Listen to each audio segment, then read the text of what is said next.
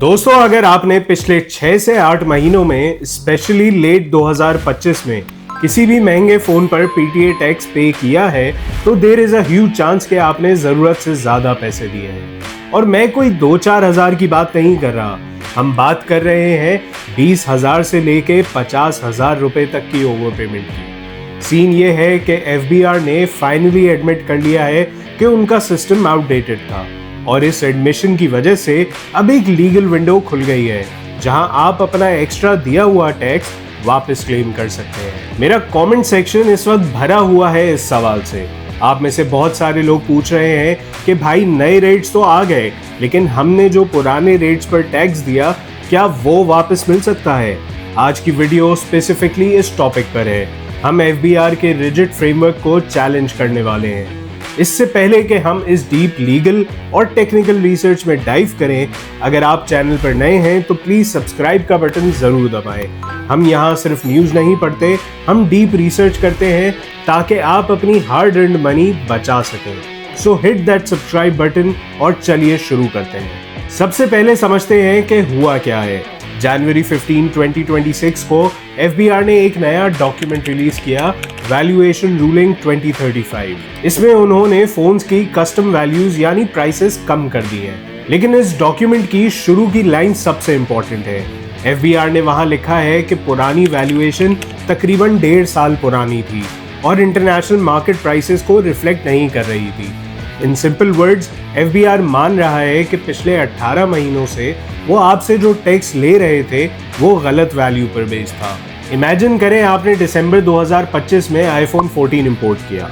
FBR का system वीबॉक कह रहा था कि इसकी वैल्यू $500 है, मगर मार्केट में वो फोन $300 का था।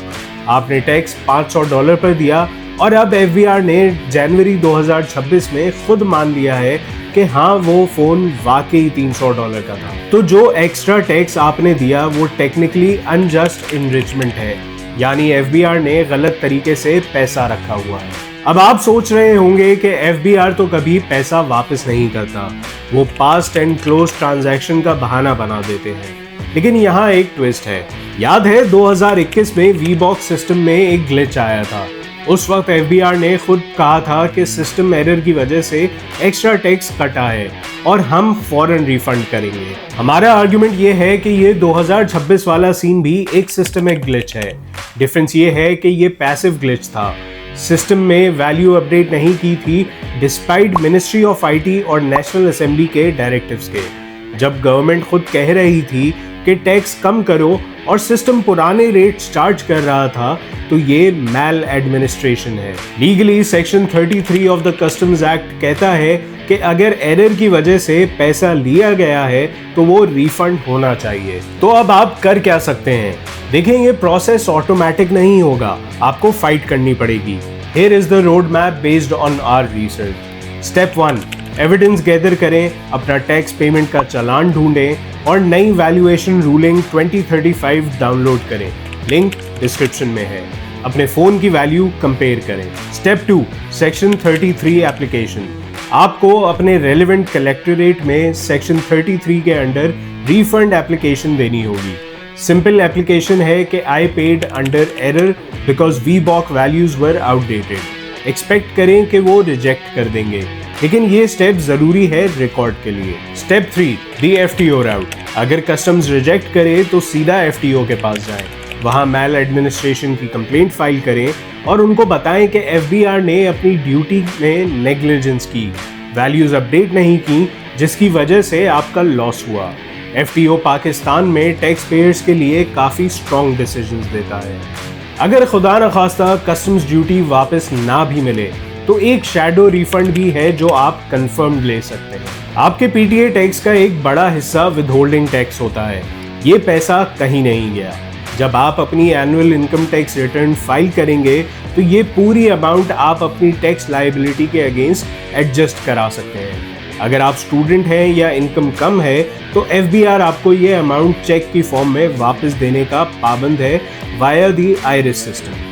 लेकिन यहाँ पे एक बहुत अहम डिस्क्लेमर है। ये रिफंड का प्रोसेस आप तभी क्लेम कर सकते हैं कि अगर आपने पीटीए टैक्स की ड्यूटीज अपने CNIC या अपने पासपोर्ट पे की हैं। अगर आपने डिस्काउंट के चक्कर में किसी भी रैंडम बंदे के पासपोर्ट या CNIC पर अपनी ड्यूटीज पे की हैं, तो आप ये रिफंड कभी भी क्लेम नहीं कर पाएंगे।